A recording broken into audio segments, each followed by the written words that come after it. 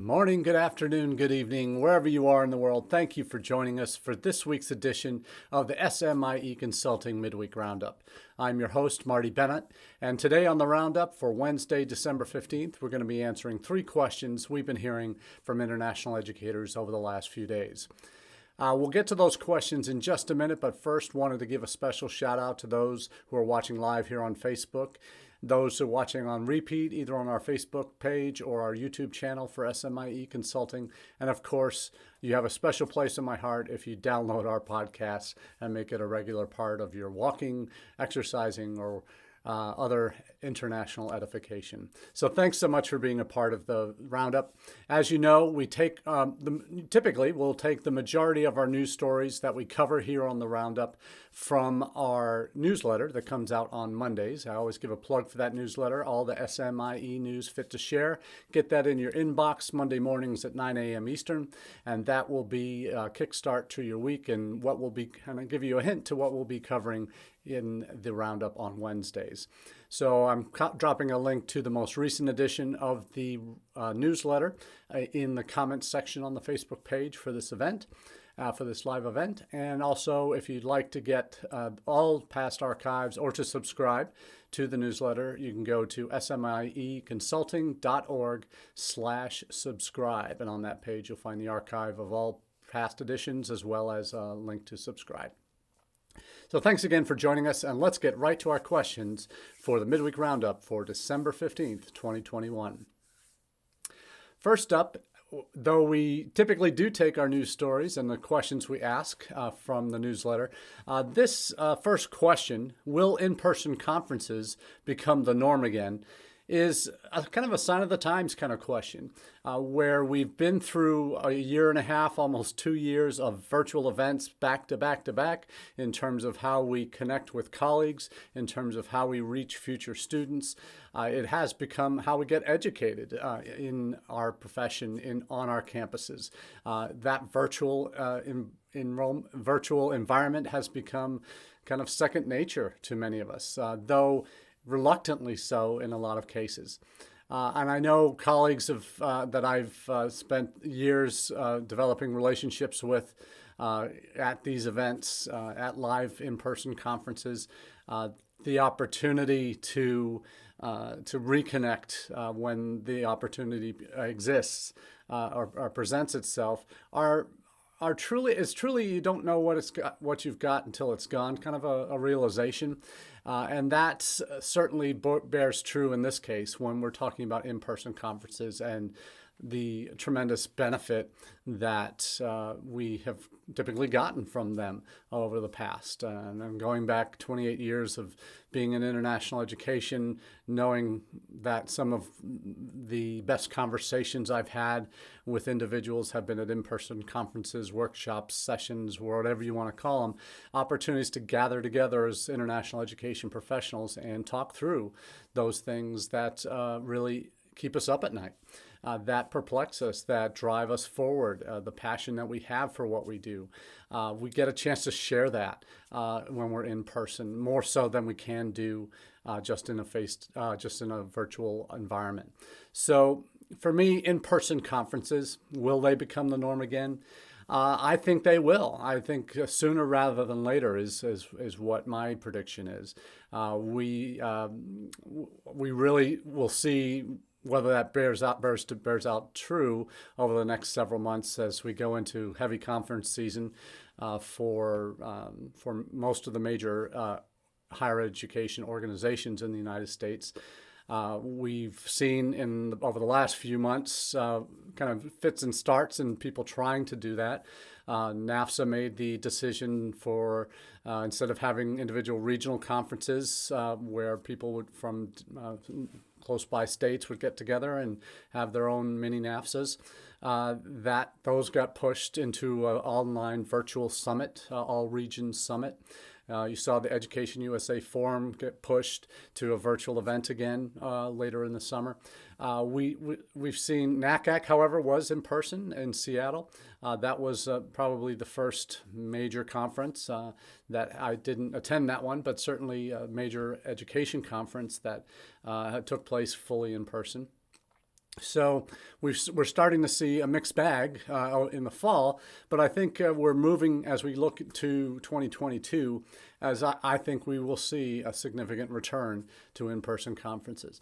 They may look different initially because what we're seeing with the new variant Omicron on the heels of Delta, and science still looking at the impact of this newest variant and whether it's more contagious but less severe.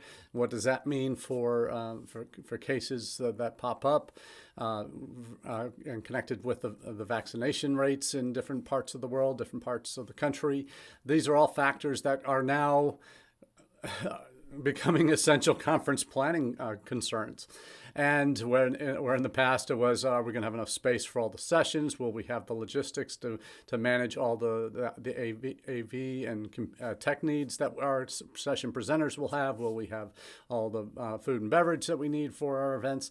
The conference, the issues that you're now having to contend with as you plan events have become suddenly all embroiled in health and safety, where you are now looking as, do we require folks to show proof of vaccination or negative COVID test to attend? Is there a digital badge that you can have that will allow that you're able to enter into all these events? So for me, there is a new level of complexity to, and the layers that will go into planning conferences. But I think for the majority of organizations that, like NAFSA, that depend heavily on their annual conference, we'll see that take place in Denver at the end of May. In 2022, we see upcoming conferences, AIEA, ACRO, NAGAP, all happening in the spring, and then culminating with NAFSA and then International ACAC in July. You see all of these conferences moving back to planning for in-person. Some of these plans were made for in-person before Omicron came on the scene, but the balancing act that you now must deliver if you're going to put on a successful conference really comes down to a number of factors that you never would have had to consider just 2-3 years ago in terms of how you set forth to plan the conference. I say this all from the perspective of just having come back from the AIRC conference, last week in Miami. This was an interesting conference. It certainly wasn't perhaps as fully attended as it might normally have been. And that's due for a number of factors, for vaccination rates, vaccination access to get into the United States, since this conference is after that initial November 8th deadline that the Biden administration put in place for international travelers coming in, needing to show proof of vaccination to enter the country. So if some of these agents that might have been coming to this conference in the past maybe not have gotten access to the vaccine in their home country in order to be able to enter the United States. There's also the factor of flight availability and costs, because costs for international air travel have been significantly more than because there have been fewer flights and demand's ramping up, but supply isn't necessarily has caught up with demand yet. So prices are typically higher for those international flights. Certainly students that were able to make it to the United States for study this past fall certainly had to pay significant prices to make it here as well. So this conference in Miami last week, about a month and a half before the conference, or maybe a month, we got information saying that, hey, there will be 2 ways that you can show that you're able to attend the conference in person. One, a proof of vaccination, where you'd upload your vaccination records to a third-party provider called CrowdPass so none of the AIRC staff ever knew whether you'd been vaccinated or not. So it's independently verified and all of that. That you have either proof of vaccination of your double shots and or boosters. And then also, if you weren't able to provide that, you had the option to upload a negative COVID test no more than 3 days before the event. So that would give you access to to the event itself and be able to attend in person. So that was really the extra step that was required to allow people to attend. But then at the event itself, the requirement was that unless you were eating or drinking, you would be required to wear a mask at all times. Their presenters would ask in sessions while attendees had to wear masks. If you were presenting, you could ask for permission from your audience to remove your mask when you were presenting. So to make it a little clearer, and particularly in larger rooms, that's an important piece of the puzzle when you're having a conference, is being able to hear your presenters. So that went fairly well. When there were outside events, I think there was a couple of receptions that were held outside. Most participants did away with a mask, and when you're outside, there's less of a chance of transmission. So all of these things factored in. So the conference itself did have a fairly significant health and safety protocols put in place with the vaccination and or negative COVID test results to allow entry. And then while you're there, having to wear a mask and during all times when you're not eating or drinking. So very interesting to see that how that developed. And most people, I think, when you look about it, when I said earlier, you don't know what you've got until it's gone. I think people were so appreciative to be at an in-person event again. Frankly, the number of comments I was hearing from colleagues and comments I was making myself was just how good it felt to be reconnecting in person with colleagues that you might not have seen for 2 years or more. That you had the opportunities to have these in-person discussions, to attend sessions, to take your notes, and have the receptions, have that social time that you just can't replicate in virtual environments, no matter how well intended. So I think in-person conferences are going to return. They're going to have new levels of complexity involved in terms of from the planner side and attendee side, in terms of what you're likely going to have to do while you're there. I think from the international ed side, the AIEA conference in February is going to be a big one. How that goes in, because it'll be bringing in folks from all over the world, hopefully. We don't know if it will or not. But then others, ACRO and NAGAP, are more domestic focused ones, but there are international elements. So we'll see about that. But the real test, I think, will be NAFSA in Denver in May. Because of, frankly, the global nature of that conference that brings 10,000 people to each year, and how important it will be for NAFSA from a financial perspective to make that a successful in-person event. They're going to be doing everything that they can. I know for my money, these in-person events are clearly, from a selfish perspective as a consultant, those relationships that I need to have and conversations I need to have. All well and good to have Zoom meetings and get to know people that way, but really, until you're sitting down with somebody, you're having a drink with someone, you're having a heart-to-heart about a particular issue that they're passionate about, you're hearing someone present about a topic that you care about, until those happen in person and you can have that immediate follow-up, and you can read a person much better in person. That matters most, and relationships matter most in this business. And for me, whether I'm connecting a client to a potential service provider, introducing them to a new agent that might be able to help them, having that ability to do it in person makes all the difference. There are conversations I was able to have this past week that I wouldn't have been able to do if I were strictly in virtual environments. So for me, will they become the norm again? Yes, but there will be significant health changes to how they operate and how you register and how you attend. Will be different until if and when all these COVID variants have passed, and God forbid that another major virus takes its place. We just don't know, but odds are that these kind of protocols are going to be with us for some time to come. So that's it for question number 1. Let's move on to question 2, which is directly related to the AIRC conference last week.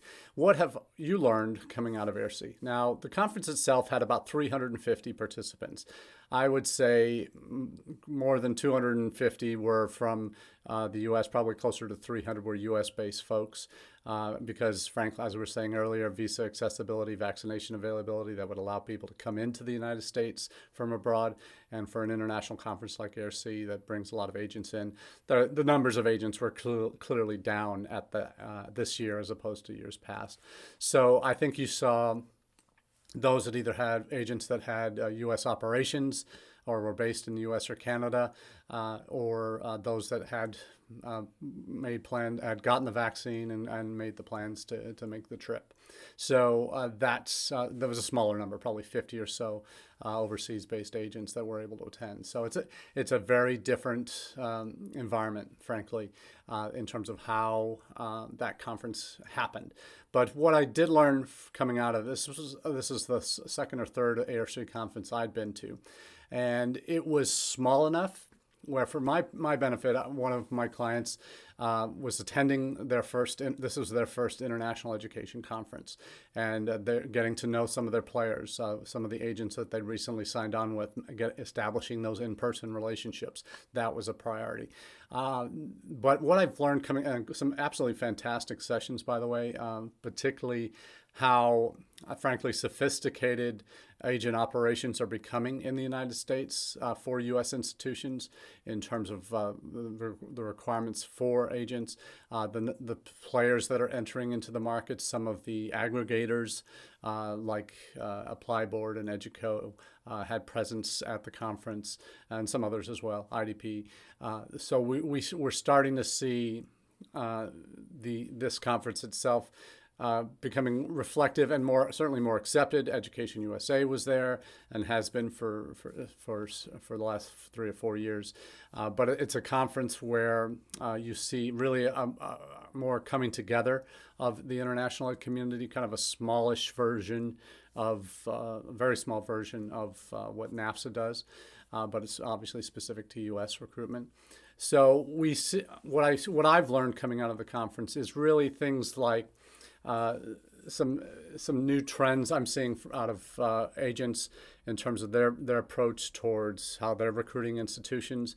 You saw a number of providers there that were not agents, but they were providing virtual fair information, and they're transitioning back to in-person events.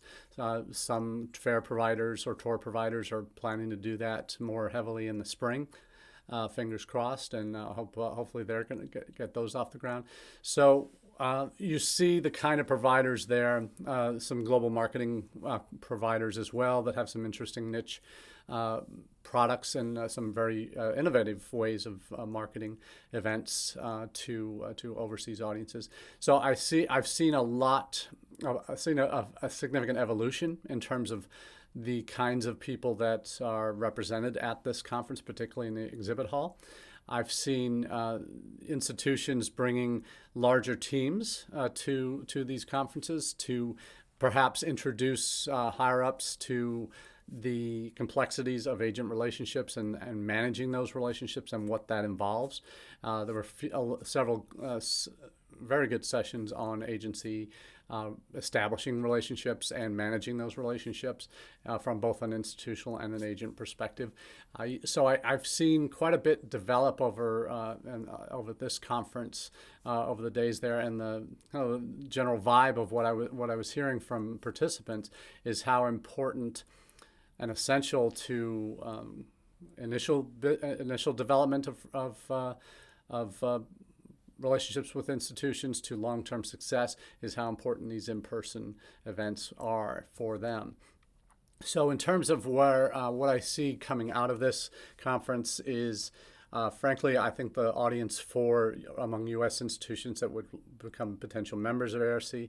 And again, for those not familiar, AIRC is the American International Recruitment Council that has, since 2008, set out what they consider the gold standard for agency certification requirements in the United States, ethical standards, practice, that type of thing.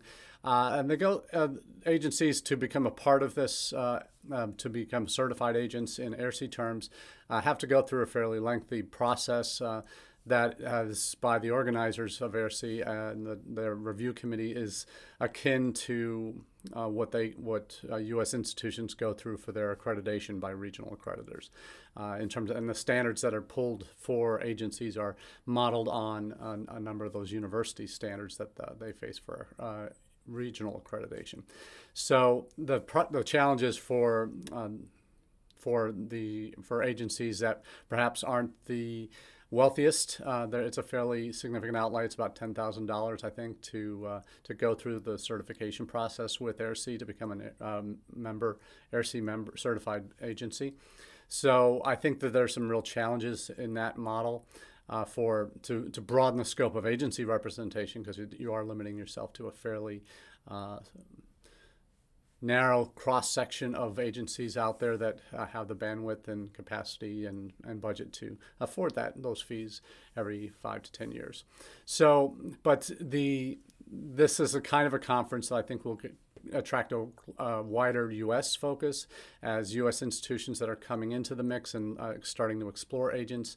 The institution that I was there helping to represent is just now exploring agents, signing contracts with agencies, and they need the expertise, they need the experience and exposure to these people. So having that in-person contact with their agency partners is absolutely essential for them.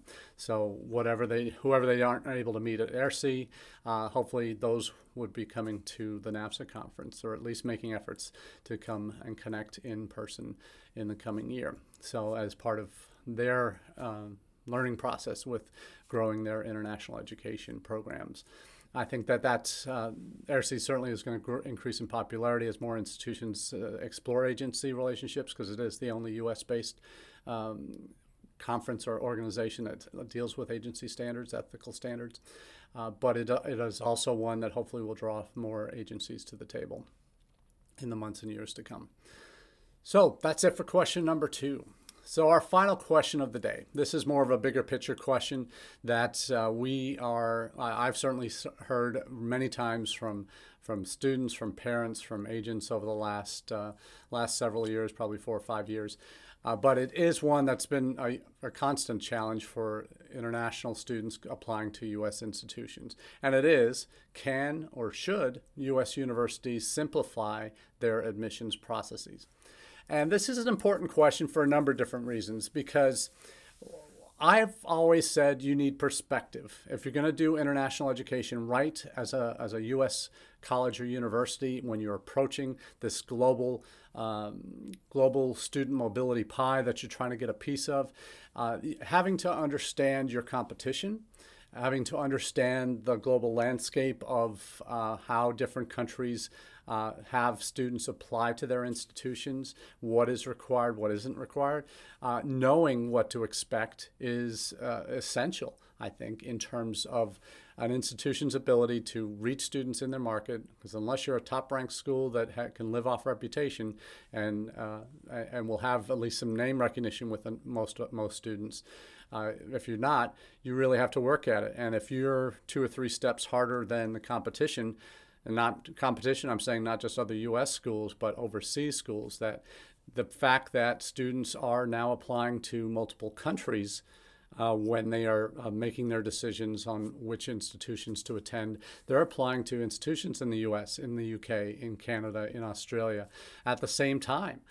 So that knowing that going in means if you have that as an acceptable given in the business, that your students that are maybe applying to you are also looking at other countries, you need to be aware of that's a reality, and that in these other countries, in the UK, there is the UCAS form that applies, that students use to apply to both undergraduate and graduate programs in that country. So that's one form for all programs, whether an undergrad or a grad. That UCAS form is what you will need to apply to university programs. That alone simplifies the application process in one fell swoop. But then you look at other test requirements. The GRE, GMAT, the SAT, ACT are very very unique U.S. test that there's because we don't have a national entrance exam that all students would have to take. That has been used from high school students. SAT and ACT were one of the tools that were used to decide whether U.S. students are admissible to our colleges and universities. But we found in the last 2 years of the pandemic, it was already happening as a growing trend amongst universities that to become test optional. We saw in the last 2 years now we're up to 3/4 of all U.S. four-year schools, if not more, are now test optional and are considering continuing to be even after the pandemic. That most schools re-upped for the second year of the pandemic to say, hey, we know test availability is still a question and we want to be fair to students, and as a result we're going to be test optional. Whether that's evenly applied as truly it will not impact your decision if you don't submit a score, or if you do submit a score it can help you, that logic still does exist in this test optional debate. But simplifying the process by not requiring an SAT or an ACT is certainly helping to level the playing field for U.S. institutions compared to their overseas competition for these students' interest. You see that most schools will make decisions based on tests on their academic transcripts and their English proficiency scores were available. That's what most schools at the undergraduate level certainly are making decisions on outside the United States. There are, for graduate programs, there may be some letters of recommendation or statement of purpose required, but those are still heavily U.S. focused. So I think for many institutions in the U.S., the more active you become internationally, I think the more you realize and have conversations with colleagues in other institutions in other countries that you will see this push and pull of, well, we want to keep it simple. One form for everybody, English proficiency exam, their grades from their secondary school, that's what's going to get you admitted as an undergraduate. So that process tends to be fairly straightforward. And you see that apply not only to admissions, but also to the visa process. We have both the most complicated admissions and complicated visa process in the world, amongst the leading destinations for international students. So we do ourselves no help when we complicate our admissions process. And I'm sharing a story from this past week's Inside Higher Ed. It's actually an opinion piece from a parent, a domestic parent, about the admissions process in the United States. And one of the complaints that she has about the process is that every school has different requirements for when to file the FAFSA, or what they're going to need for admissions and deadlines and application fees and all of these other things. That for a domestic parent of a U.S. student applying to U.S. colleges and universities is very frustrating. That's something that perhaps we should expect in the United States, because we are such a diversified and decentralized country, that every institution does have their own autonomy other than outside of state systems that might have one pathway. That's not always the case, but we make it immeasurably more complicated than it needs to be for prospective students. And so I think for U.S. institutions going after international students, having that global perspective again is important, but about how other countries do their admissions processes should inform how much we require of international students to apply to our institutions. Now, deadlines are probably, there's not going to be a universal deadline for applying to U.S. colleges as an undergraduate or even a graduate, certainly not as graduate students. But what we require for a student to be considered complete and ready for review can and should be simplified. So opportunities for becoming test optional for undergraduates, not to have essays or recommendation letters required, for application fees to potentially be waived in certain cases. Those are things that institutions should pursue to become more competitive with their overseas college and university competition.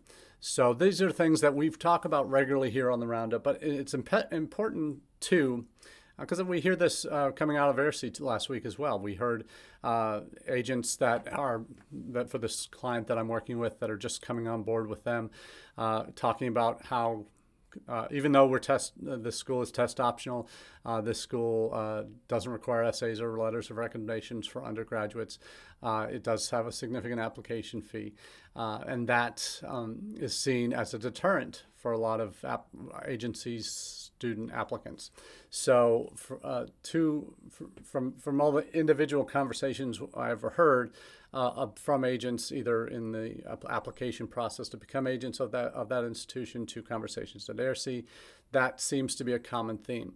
That institutions need to make their processes simpler, that less complex, less involved, and certainly have a quick turnaround time. And as a result, when you do that, you are putting yourself at an advantage compared to other U.S. colleagues that take 2-3 weeks to make decisions, as also compared to other institutions that might only drop decisions after a certain date.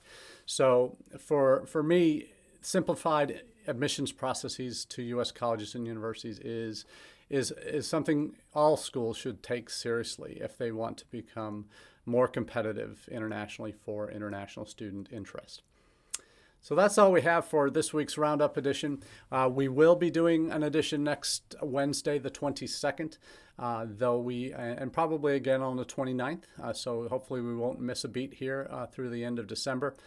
We took a break last week being at the AIRC conference and not able to do a full live version, but we will be back with you for the foreseeable future on Wednesdays at 1 p.m. Eastern. So until then, we wish you all the best and happy hunting. Cheers.